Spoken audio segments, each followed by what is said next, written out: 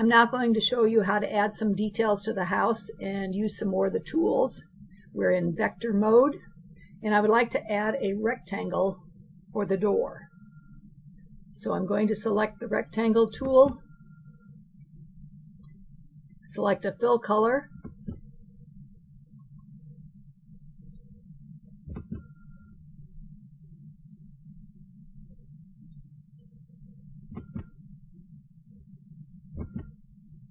and I'm going to click off the color palette and draw my rectangle. Now if I want to see the house details better, you can zoom in when you're drawing.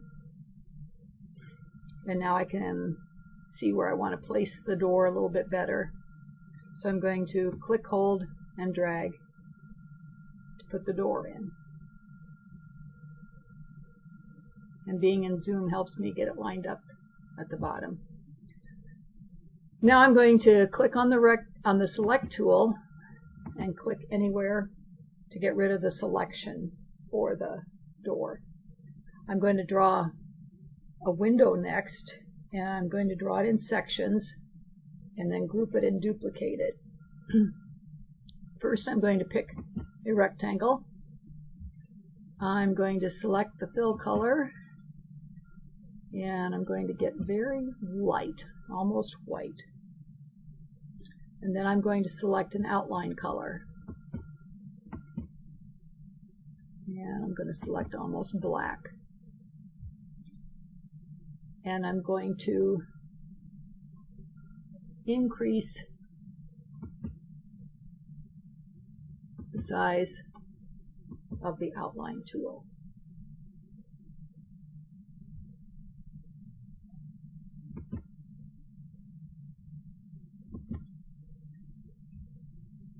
Now I'm going to draw off to the side just because it's kind of easier for me to see what I'm working with, and that's just personal preference. But I'm going to draw a window, a rectangle for the window. I'm going to click and hold and drag. And now I want to do like crossbars on the window, a horizontal and vertical line. Again, I'm going to click off of my selection, and I'm going to click on the line tool. It already shows that it's got a black outline because that's what I used last, but the thickness went down to 1. I'm going to put it back up to 3. Now I want to hold the shift and then click and drag across to make my horizontal line. Then I'm going to move into position, shift, click, and drag down to make my vertical line. Then I'm going to go back to my select tool, and I'm going to hold the shift while I select on the different parts of this window. You hold the shift when you want to select multiple components to group. So shift click for the outer part, shift click on the vertical, shift click on the horizontal. Next I'm going to go up and pick group. Now if I want to move this window, I can do so without having to worry about moving just a part of it. While this window is selected, I'm going to pick copy and then paste. And now I can move my windows to my house and arrange them where I want them to be. I could even duplicate one again and put a smaller window up near the top if I wanted to. Next I'm going to zoom out and put a roof on. Again, I want to click off so I don't have anything selected. And I'm going to pick my line tool. And again, it shows black, which is fine with me. I'm going to make it a little bit thicker again, go back to 3.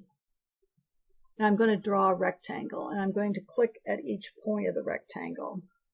So I'm going to click and come up to the top of the roof, let up, click again, come down to the side of the house, let up, click again,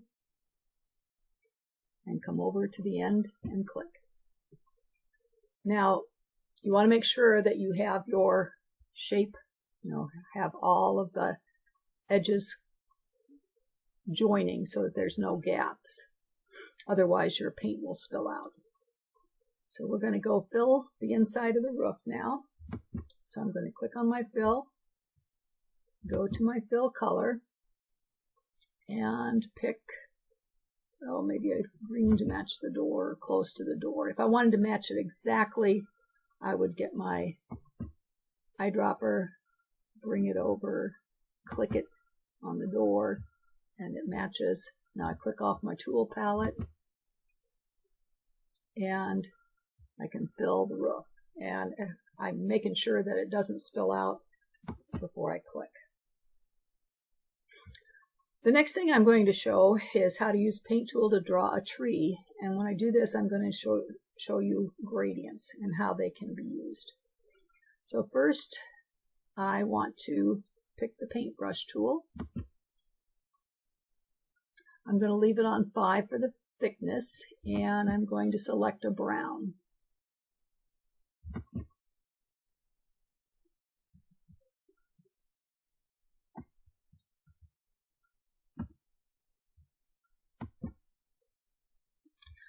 Now that I've got the color I want, I'm going to use my mouse and I'm going to draw the trunk of the tree.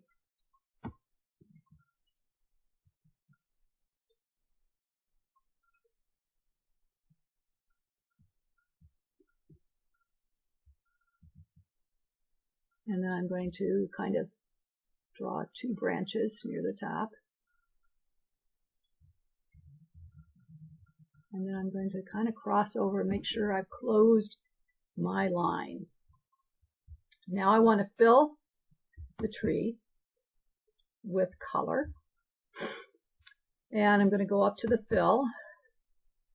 And you notice now that I'm filling an object, I have gradient options. And a gradient will allow me to put a couple colors together and make it look like shadow or texture. So I'm going to pick the first example of the gradient. It shows me the brown color, and then there's a swap color in here. I don't want to have purple, so I'm going to click on the swap color, and I'm going to slide it a little bit. Just get it a little tweaked.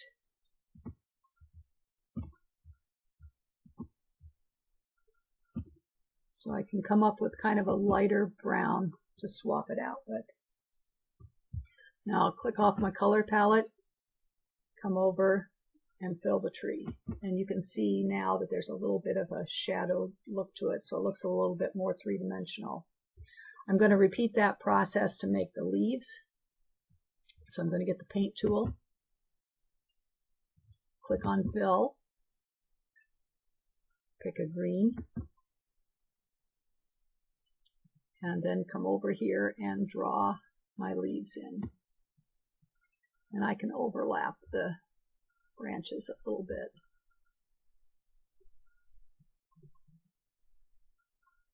But again, I'm going to cross my line to make sure it's closed. I'm going to get the paint bucket. I'm going to go to the fill color, and this time I'm going to do a gradient. So I've got the gradient already selected. It's saved that choice, but I want to swap out the brown color for a different green. So I'm going to get green and get kind of like a lighter green here, just so there's enough contrast. And then I'm going to come over and click to put my gradient in. Now you could add more things to your background. You can add, use the ellipse tool to do clouds. You can try drawing flowers in. You could make a more three-dimensional shape of the house by using lines and perspective. But this is just an overview to show you how to use some of the tools. There's another thing that you might want to consider doing with students or with yourself. You might try drawing your own avatar or creating a more complex image using the paint editor. Here is a project that I've done called All About Me, and I created my own image, my own avatar. you can see my image Sprite 2 under the stage. And over here, I'm on the paint editor because I clicked on costumes. And you can see that I have 4 different costumes, just some slightly different hand gestures in the different costumes. So then I could animate it for this. Let me zoom in a little bit. When I drew this sprite, I used an oval tool for the face. I used the reshape tool to give the face a little bit of contour. For the eyes, I used an oval, and then I used 2 circles to do my brown eyes and my pupil. I grouped those and copied them. And for the glasses, I made one part of the glasses by using the the oval tool, and then just kind of reshaped it a little bit.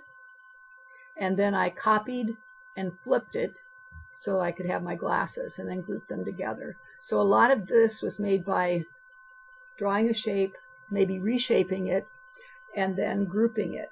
With my arms, when I did my arms, initially I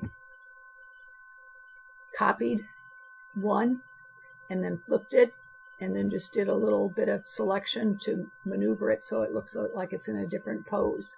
The same with the legs, copied one side and flipped. And then for the feet and hands, I did the same thing to kind of help with it. So feel free to explore the paint editor. If you create something like this, which takes a little bit of time, you might want to put it in your backpack, or any background that you've created, anything that you create or you find, you might want to store in your backpack, which is below this. It's right now below the paint editor. If I click on backpack, it will expand and it shows what's in here. And I have a few things in here. I have my sprite that I created. I have other sprites that I put in, sounds. But if you want to get anything into your backpack, you put it into a project, and then you just click and drag it over to put it into your backpack. And then if you want to use something from your backpack, you just take it and click it and drag it over to use it. If you save anything in any sprite that is in a project and has a coding with it, the code will come too. So feel free to explore and have a good time with the paint editor.